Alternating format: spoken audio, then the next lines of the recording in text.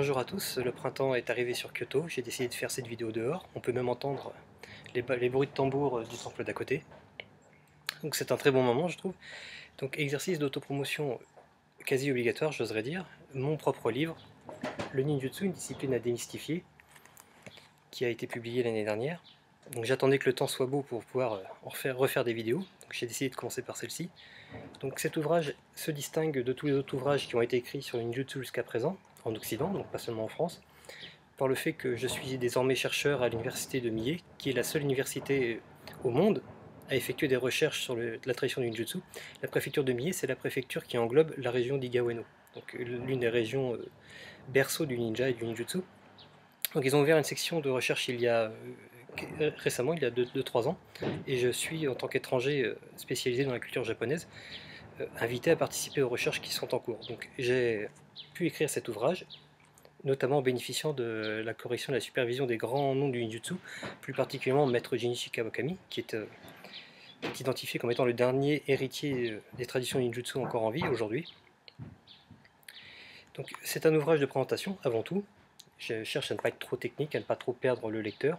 Je cherche simplement à rétablir une certaine vérité. C'est un ouvrage qui traite de plusieurs choses. Déjà le ninjutsu tel que nous l'avons perçu en Occident, puisque la vision française que nous avons vient généralement d'Amérique, comme beaucoup de choses d'ailleurs.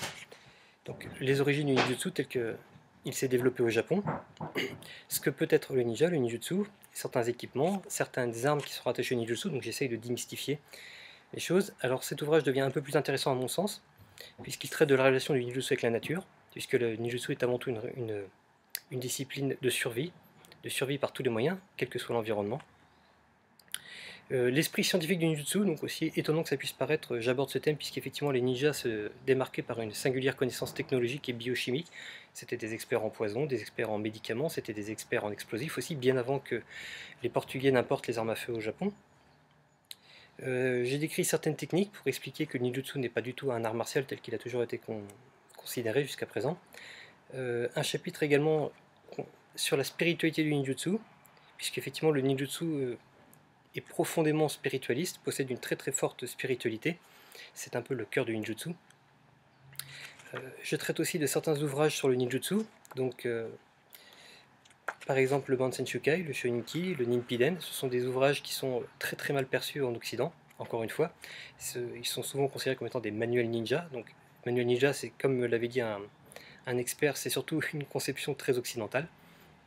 Rien de tel au Japon, la transmission se fait toujours Ishidanchin, donc de cœur à cœur, c'est-à-dire une transmission directe, et surtout pas par des ouvrages, notamment parce que le ninjutsu était une tradition secrète. Donc j'explique ce que sont réellement ces ouvrages, la portée qu'ils ont, donc c'est déjà très important pour la démystifier, ça évitera de prendre pour argent comptant tout ce qui est dit. J'explicite, donc cet ouvrage bénéficie quand même, j'y tiens, de certaines illustrations. Donc, ici c'est une illustration du Mizogumo, Mizogumo qui est l'un des instruments utilisés entre guillemets dans le ninjutsu qui sont les plus célèbres. Alors j'explique ce qu'est réellement le Mizogumo, donc c'est très très loin de ce que l'on imagine, notamment certaines torches, quelques quelques illustrations, par exemple celle-ci, donc Jiraiya en train de chevaucher un crapaud géant, c'est l'image que tout le monde a du ninjutsu. Jiraiya n'était pas un ninja, c'était un sorcier, donc ce sont des choses qui se sont amalgamées. J'évoque certains endroits liés à la tradition du ninjutsu, comme le sanctuaire Aekuni. Je décris donc le Kuji-Goshin-O par exemple, qui est une des choses qui est encore une fois très très connue au sein du ninjutsu, mais qui est un petit peu connue à tort et à travers, puisque c'était une pratique tout à fait usuelle parmi les militaires du Japon médiéval. Donc voilà, c'est un ouvrage qui cherche à rétablir le plus possible la vérité en essayant de balayer toutes les mauvaises perceptions que nous en avons eues, puisque comme je l'indique dans l'ouvrage, la perception que nous en avons vient avant toute chose du cinéma américain. Le cinéma américain ne s'est pas spécialement embarrassé de vérité historique, ils étaient là pour le spectacle. Donc le fait d'expliquer ce qu'était la science du ninjutsu, la spiritualité, la technologie du ninjutsu, certaines techniques, certaines mentalités, donc tout cela pour essayer de rétablir une certaine vérité. Et comme je le disais, donc j'ai eu la chance et l'honneur de bénéficier de la correction des plus grands noms du ninjutsu, donc notamment Maître Jinichi Kawakami. Et à l'heure actuelle, donc, je continue à effectuer des recherches à l'université de Mie en tant que co-chercheur, chercheur plus ou moins indépendant. Donc ma spécialité étant justement la culture japonaise par une vision ethnologique. Donc c'est très très intéressant de collecter des informations et de pouvoir faire en sorte de pouvoir vous les restituer dans le contexte. Donc voilà, le ninjutsu, une discipline à démystifier, c'est un ouvrage qui ne s'achète que sur internet, donc désormais par Amazon.fr ou Amazon.com, vous avez aussi Lulu.fr.